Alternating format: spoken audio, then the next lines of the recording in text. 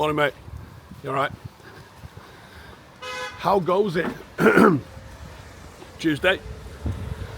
Saw Johnny Evans last night on Monday Night Football explaining United's system to Jamie Carragher, who seemed madly confused that you could do different things with shapes, although not surprising. Why it was United, I don't know. I presume because Johnny Evans was on, but you just think, why are we talking about United again? But it is what it is. And then there's another article I saw this morning, Football 365. United expected Šeško to struggle this season, and they've echoed what Gary Neville was saying yesterday, or the day before, which I covered yesterday. But again, the framing of it is what's weird, because the framing of it is all about Cunha and Mbeumo, and rather than saying, I tell you what, Cunha and Mbeumo are doing fantastic, it's all about how Šeško is struggling, and he's not even struggling. For starters, right, they framed the article by saying he's had 11 appearances. He's played 6.5 90s, right? 6.5 90s. Should we see the chickens? Chickens are out, they're in the field, they're not right by the thing. 6.5 90s is not 11 appearances, is it? That's proper disingenuous, that. And I think borderline just chatting shit. I can hear him on his one ear.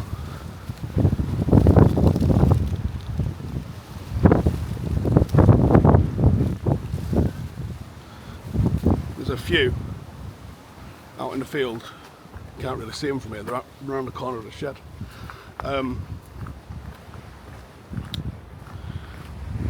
Yeah, 6.5 90s is not 11 appearances, so I didn't like the way that they framed that up. And again, they're framing it up around Cunha and Mbeumo. Oh, we expected that they'd settle in okay, but then you're like, hang on. Out of all of the new signings in the Premier League this season, nobody's doing better than them two. Literally, no one is doing better than those two. I'll give you 3 honorary mentions that I think players that have been signed this season and have started as well as, but not better, than Cunha and Mbeumo have. Jack Grealish, Kudus, Xhaka. That's it. Now, what's interesting about all those? They've all played in the Premier League before. Is that a coincidence? Probably not. Is it? Being real, probably isn't a coincidence that probably the 5 most impactful signings in the Premier League this season have all played in the Premier League before. And you've got a young striker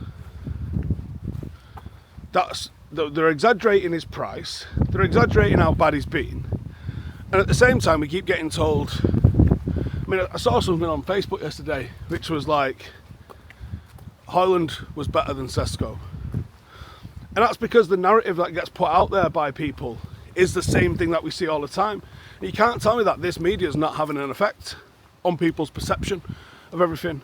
Because here's the truth. Last season, Benjamin Šeško in the Bundesliga, the Farmers League, the Bundesliga, where it's dead easy to get shots off, he got around about 2.54 shots per game. That was what he was averaging per 90. 2 and a little bit over half, 2.54 shots per game. Last season in the Premier League, hardest league in the world, Rasmus Højlund was getting 1.42 shots per game. Okay. Now he's playing with Kevin De Bruyne, remember? Someone that's going to put on loads of assists for him, and he's playing amazingly well. Now he's having 1.04 shots per game. Nearly half a shot per game less. Oh, also he scored exactly the same amount of league goals as Benjamin Šeško. Oh, that changed it, doesn't it? Yeah, well anyway, Šeško's bad because he's not doing anywhere near what he was doing in the Bundesliga, right? No. Šeško's hitting about a quarter of a shot more per game in the Premier League than he did in the Bundesliga.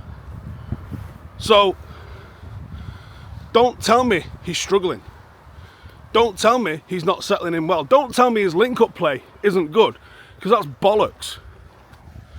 We're already seeing Mbeumo run off his flicks. We're already seeing up, back and throughs where he's the focal point of it. It's just nonsense narrative by fucking nonsense people. It's pissing me off, man.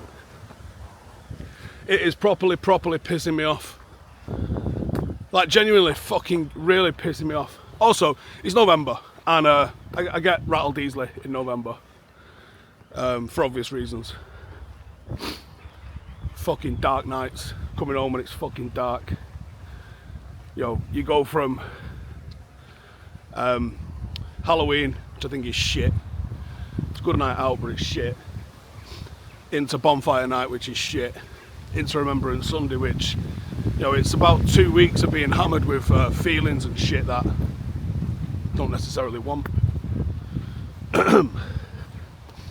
So yeah, I'm easily fucking rattled at the moment, and I'm easily disgruntled. But yeah, I don't know, am I sensitive to it, or is it actually there? Or are we all seeing it? Are we all actually starting to see through it and call it out?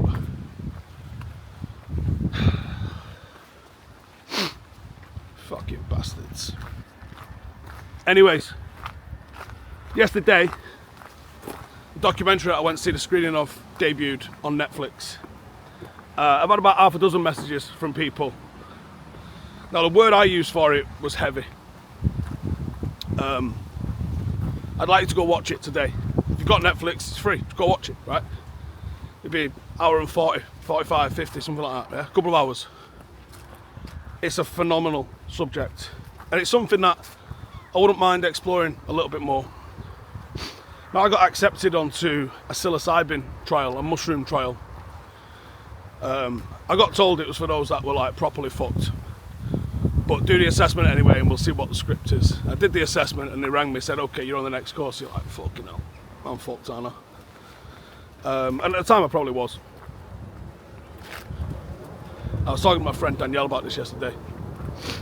I remember exactly where I was when I took the assessment. I was on a beach. Should be full of happy thoughts, right? And I've got an amazing photo. One of my favourite photos I've got of my daughter is on that beach. You know, she's got big blue eyes, and it's just a really, really great looking photo. And at the time, all I wanted to do was die. I just did not want to be there. I'm on a fucking beach in the sun with my family. Like, genuinely, that's when you know you're kind of fucked, innit, I guess. And I filled in the form, and they rang me. I was like, they've not even had a chance to read this, I don't think. But they rang me and it was like, okay, you're on the next course. And then the funding got pulled.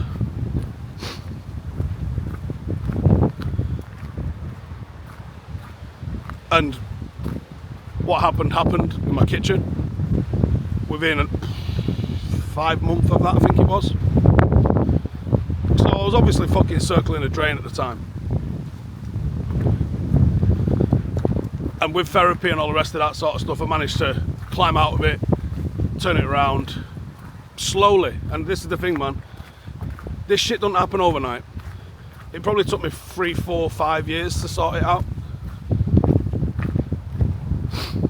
It doesn't happen quick. Again, it's like everything, it's momentum and consistency. That's what moves the needle. Momentum and consistency. And one bad day doesn't reset it. You've got to get up the next day and move again in the right direction.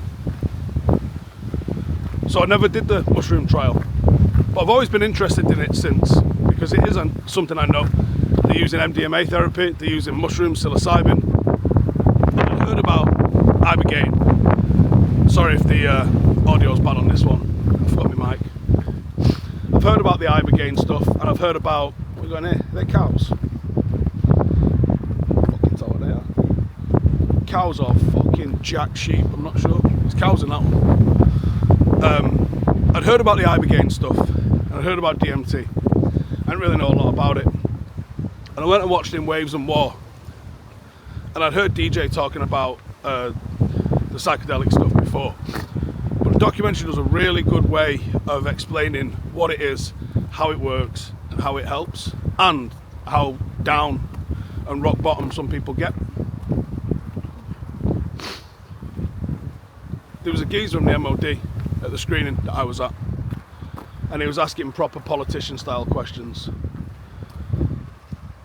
So I was like, right, that's interesting. I do feel like this is the sort of documentary that changes policies. It's strong, and it's come out at the perfect time, right around Remembrance. Now Marcus and Amber, who run it, we had a brief chat with them after the screening. They're in it, and it's their sort of baby, this project. They've got $100 million funding from Texas, which is pretty big, isn't it? To go and sort of look into the efficacy of this and continue trials. Now the trial that they were part of, or reference a lot, was from Stanford, the Ivy League university. So it's not a load of people cooking up in a bath somewhere. It's actually pretty,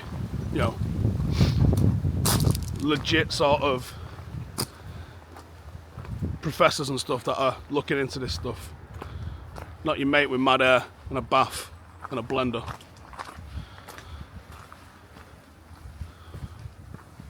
But I would say go and have a watch of that documentary, because it's good. And people say it's good to talk. One of the symptoms of like depression and PTSD and stuff like that is that you do not want to talk about it at all. So even though I'll echo what the experts say in terms of, you kind of need to talk, I think sometimes just talking about the treatments and the therapies and the process, even if it isn't going to get people to open up about what's going on inside their own dome, I mean, talking about the processes and the treatments and how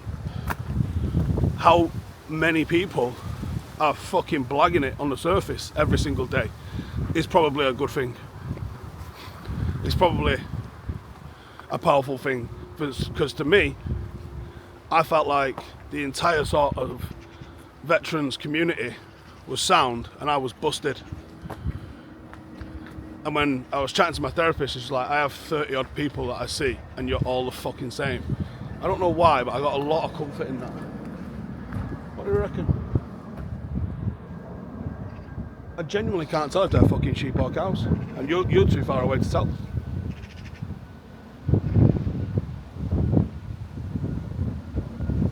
Maybe they're shows. Or big fucking goats or something, I don't know. What the fuck are they?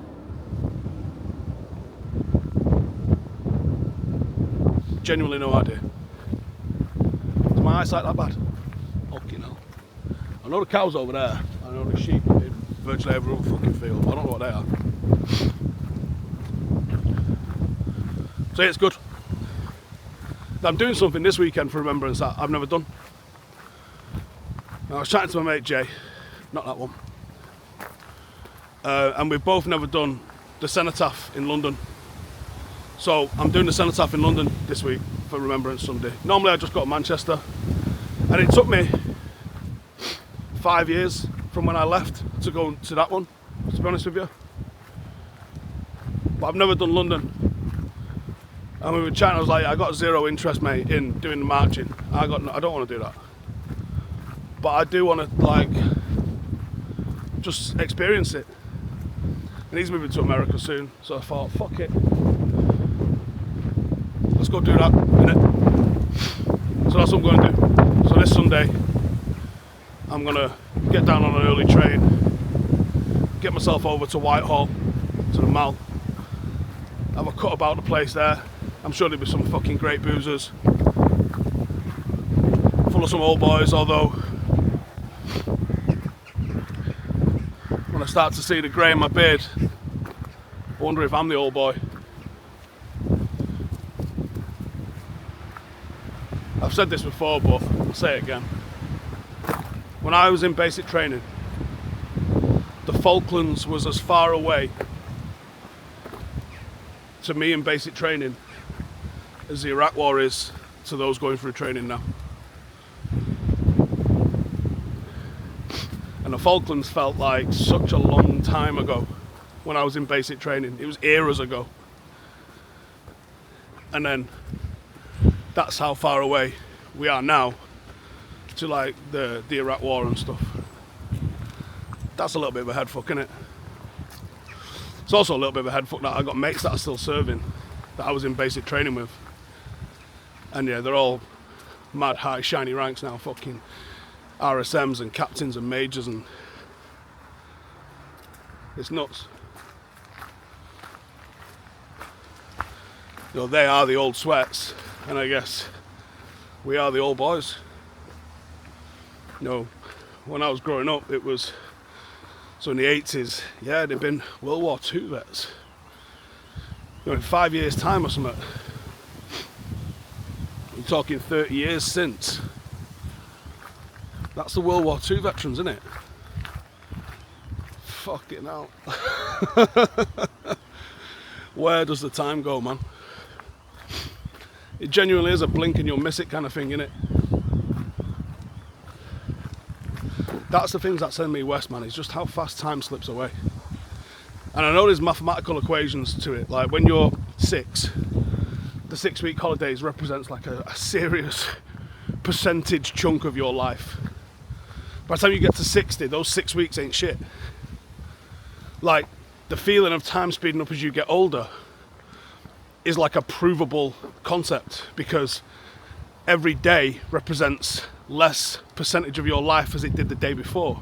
So time actually does feel like it's speeding up because your concept of it does actually speed up. That is a head fuck for a Tuesday morning in the woods, isn't it? Thought we was talking about Šeško. We were, and now we're not. Because that's what these walks are about, man, innit?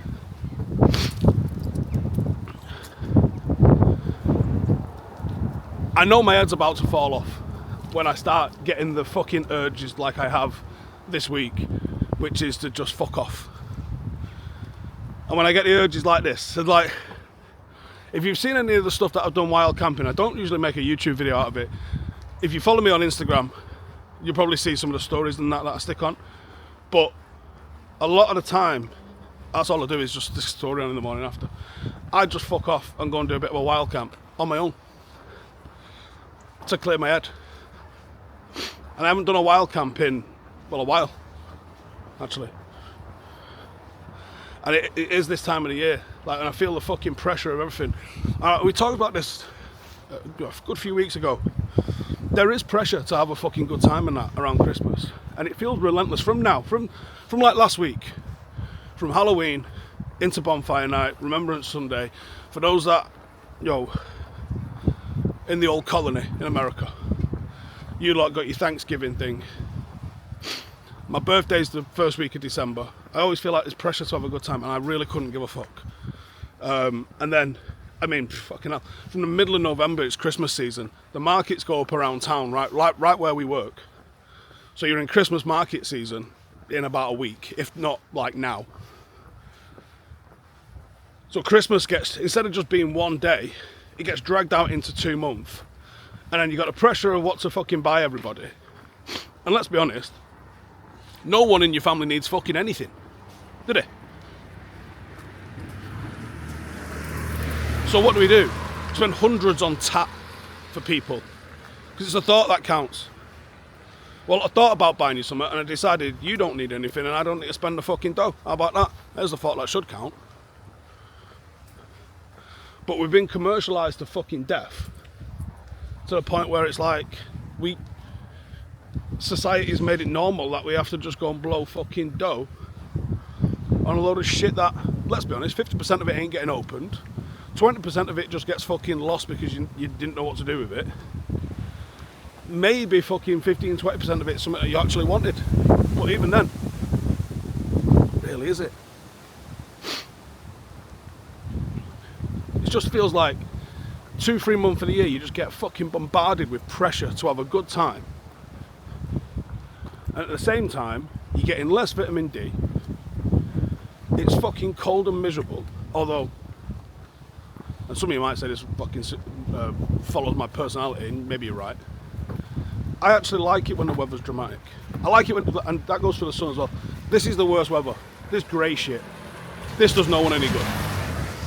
Give me dopamine through the weather, right? I either want it sunshine and I can fucking love it because I love it, or give me some dramatic weather where it actually feels like I've achieved. Maybe that's what it is. Maybe I don't fucking feel like I achieve anything when I don't get any daylight when the fucking weather's like this. When it's just grey and shit. Give me the torrential downpour or snow that I have to wade through. Something that makes it feel like an achievement. Turn climbing a hill on a 12-mile walk into something that feels a little bit like a mini expedition. And maybe I'll get some fucking dopamine out of doing it if I'm not going to get the sunlight. Because when I do it in October and November, all I get is battered with wind and you ain't getting a suntan through clouds. So I don't know where this ended up going, but it went where it went. So yes, that's something, innit? Right, I'm bouncing. Let me know your plans for the rest of the week. And if you're going to be in London, let me know. I might see you there on Sunday in the Bizzle.